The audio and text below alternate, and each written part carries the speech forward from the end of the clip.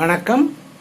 நாம் இன்று த industrial disputes act 1947 தொழில் தகராறுகள் சட்டம் 1947 இன்று நாம் அதில் செக்ஷன் 7 லேபர் கோர்ட் தொழிலாளர் நீதிமன்றம் அதை பற்றி நாம் இப்போ பார்க்கலாம். பெரும்பாலும் தொழில் தகராறுகள் நிர்வாகத்துக்கும் தொழிலாளர்களுக்கும் இடையேதான் பெரும்பாலும் நிகழக்கூடும். இந்த பிரச்சனைகள் எழும்பொழுது இந்த பிரச்சனையை தீர்த்து வைப்பதற்காக சமாதானப்படுத்துவதற்காக ஒர்க்ஸ் கமிட்டி பணிக்குழுக்களை ஏற்படுத்துவார்கள். பிறகு அதிலையும் அது தீர்வு காணலைன்னா கன்சிலேஷன் ஆபீசர்ஸ் சமரச அதிகாரிகள் நியமிப்பாங்க. பிறகு அதிலையும் தீர்வு காண முடியலன்னா போர்ட் ஆஃப் கன்சிலேஷன் நியமிப்பாங்க, சமரச வாரியம். பிறகு கோர்ட் ஆஃப் என்கொயரி விசாரணை நீதிமன்றத்தை நியமிப்பாங்க. இதுலையும் முடியல. இவங்கெல்லாம் என்ன பண்ணுவாங்கன்னா விசாரணை செய்து இந்த விசாரணை அறிக்கையை அரசுக்கு அனுப்புவாங்க. இது சமரசமானாலும் சரி சமரசம் ஆகலனாலும் சரி இந்த விசாரணையை அறிக்கையை அரசுக்கு அனுப்புவாங்க. இப்போ இவங்க அனுப்பின ஃபெயிலியர் ரிப்போர்ட் அரசாங்கத்துக்கு அனுப்புகிறாங்க. அரசாங்கம் நினைக்குது இது எப்படியாவது சமாதானம் பண்ணலாம் அப்படின்னா இதற்கு மேலே லேபர் கோர்ட்டை அரசு நியமிக்கும். லேபர் கோர்ட்டு அரசு நியமிக்கும். இந்த லேபர் கோர்ட்டு அதனுடைய அமைப்பு எப்படி இருக்கும் அப்படின்றதை நாம் பார்க்கலாம். இதில் செக்ஷன் 7 லேபர் கோர்ட் அதில் சப்செக்ஷன் 1 என்ன சொல்லுதுன்னா, த appropriate government may by notification in the official gazette constitute one or more labor courts for the adjudication of industrial dispute relating to any matter specified in the second schedule and for performing such other functions as may be assigned to them under this act. இதோட விளக்கம் என்னன்னா, தொழிலாளர் நீதிமன்றம் உரிய அரசாங்கத்தினால அரசிதழில் வெளியிட்டு தொழிலாளர் நீதிமன்றத்தை அமைக்கும். அந்த தொழிலாளர் நீதிமன்றம் செகண்ட் ஷெட்யூல் குறிப்பிட்டுள்ள விவரப்படிதான் அது சம்பந்தப்பட்ட தாவாக்களை மட்டும்தான் இந்த கோர்ட்டு லேபர் கோர்ட்டு விசாரித்து அறிக்கையை அனுப்பும். சப்செக்ஷன் 2 என்ன சொல்லுதுன்னா, a labor court shall consist of one person only to be appointed by the appropriate government.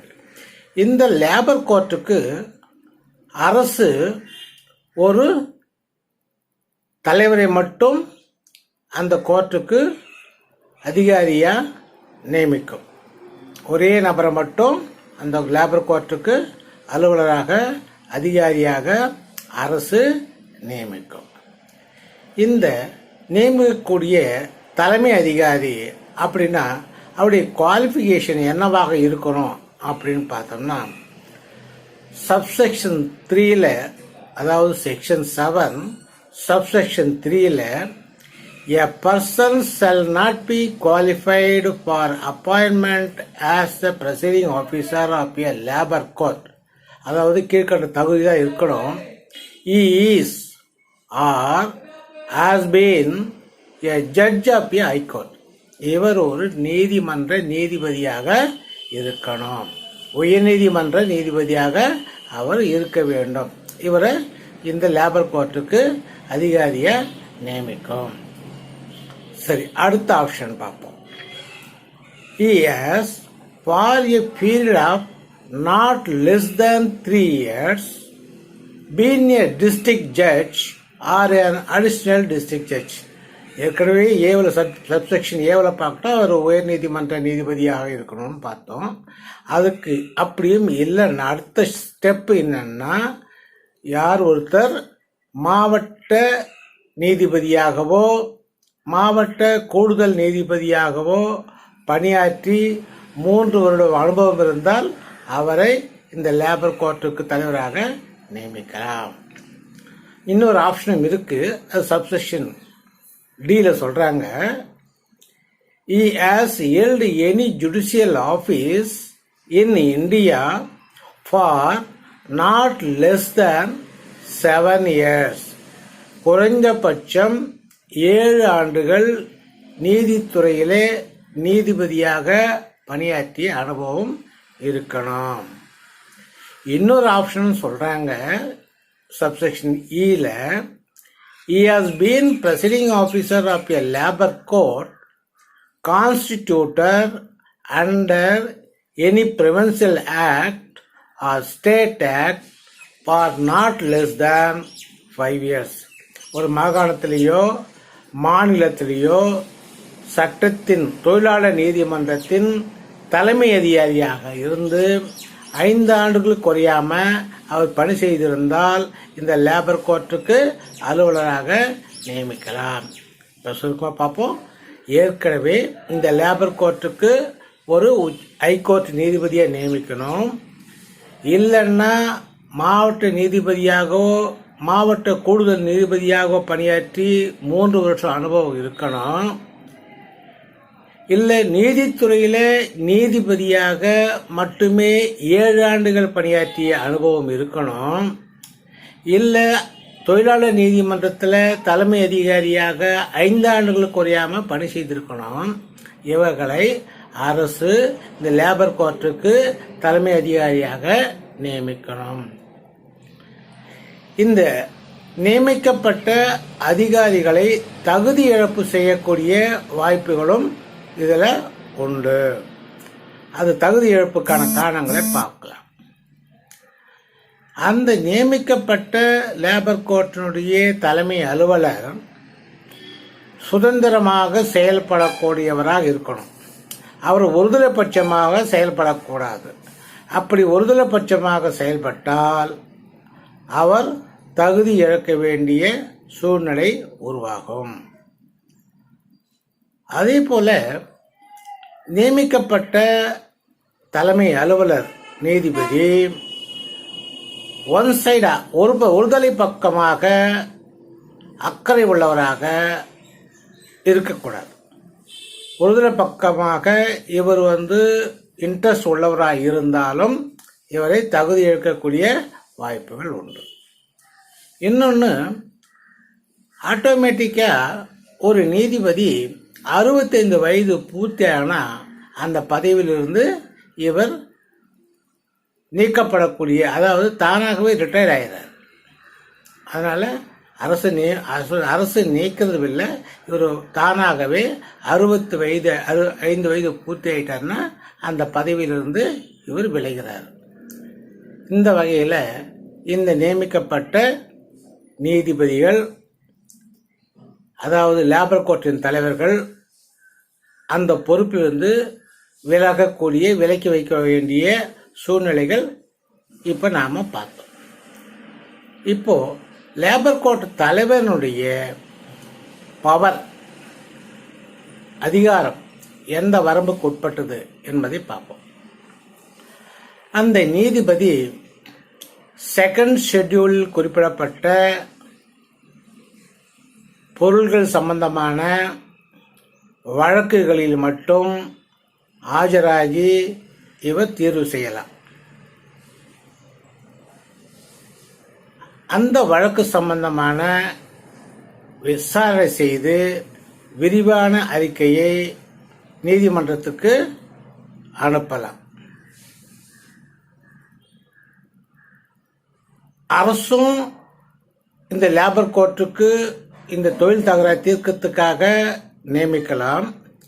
இல்லை தொழில் தகராறு சம்பந்தப்பட்ட இருதரப்பாரில் யாரேனும் ஒருத்தர் கூட இந்த லேபர் கோர்ட்டுக்கு மனு செய்து அந்த மனுவின் மேல இந்த நீதிபதி அந்த லேபர் கோர்ட்டு நடவடிக்கை எடுத்து விசாரணை செய்து அரசுக்கு அனுப்பலாம்.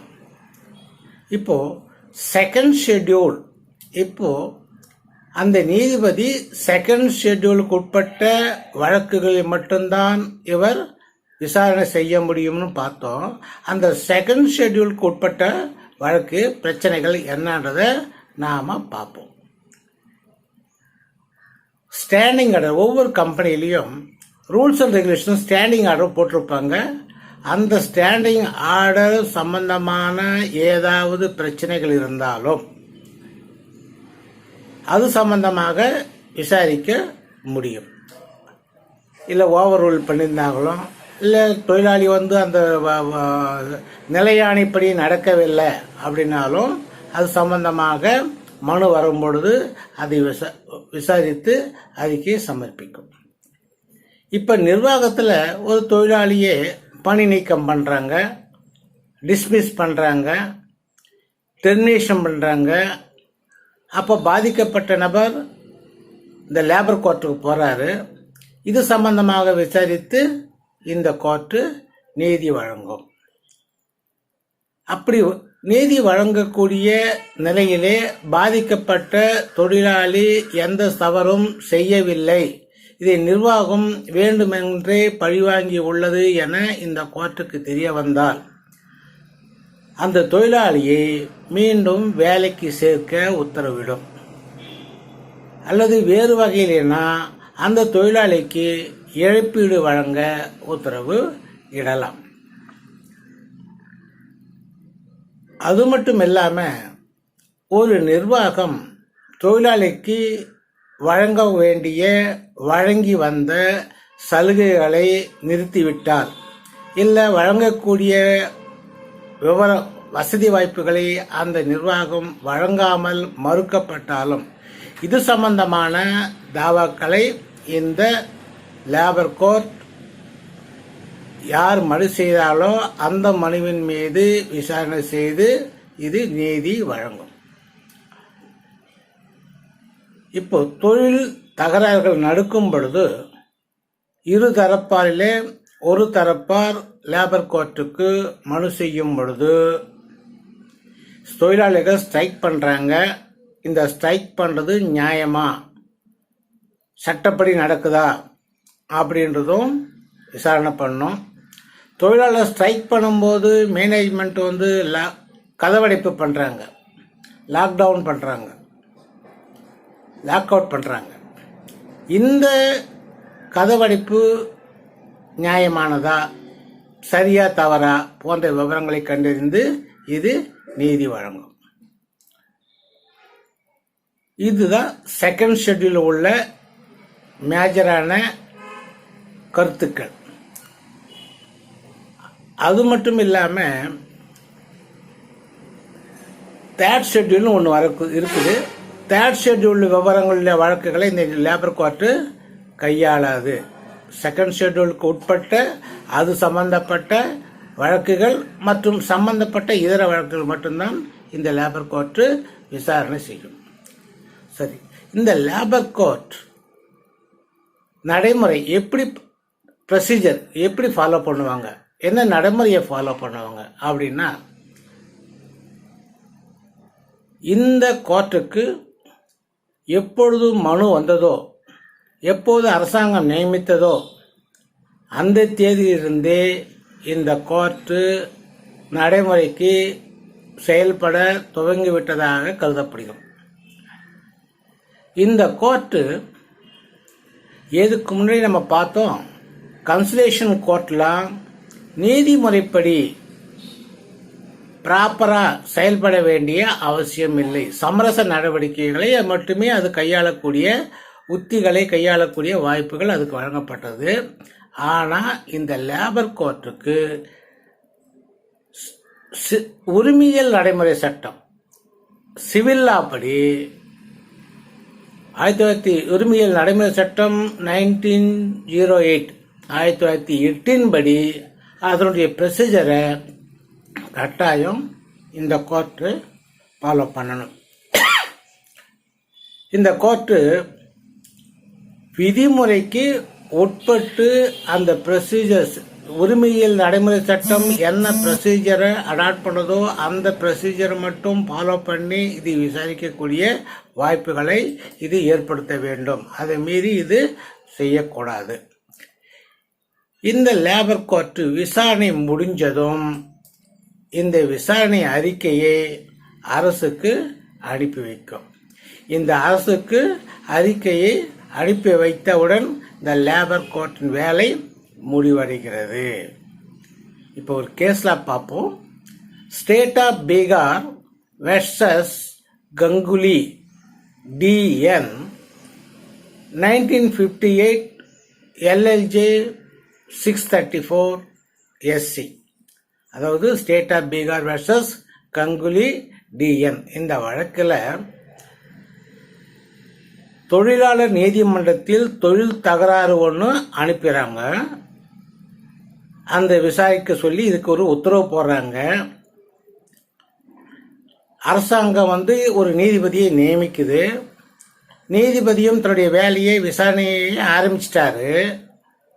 ஒரு தொழிலாளர் நீதிமன்றத்தை அப்பாயின்மெண்ட் செஞ்ச பிறகு, அது விசாரணை தொடங்கின பிறகு, அந்த விசாரணையின் நடுவில் விசாரணை மேற்கொள்ளக்கூடாது என்று எந்த அரசும் உத்தரவு போட இயலாது என உச்ச நீதிமன்றம் தீர்ப்பளித்தது. இந்த கேஸில் state of Bihar versus Ganguly கேஸில் ஒரு கோர்ட் ஃபங்க்ஷனாக இருக்கும்போது இடையில இந்த கோர்ட்டு ஃபங்க்ஷனாலிட்டி நிறுத்த வேண்டும் என்று உத்தரவு போட அரசு செய்யக்கூடாது, அரசு உத்தரவு போடக்கூடாது என்று உச்சநீதிமன்றம் தீர்ப்பளித்தது.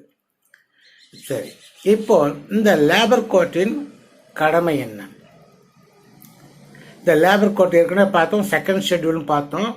தனது அதிகார வரம்புக்கு அடங்கிய தொழில் சச்சரவுகளை இது நியாயமான விசாரணை செய்து தீர்ப்பு வழங்க வேண்டும்.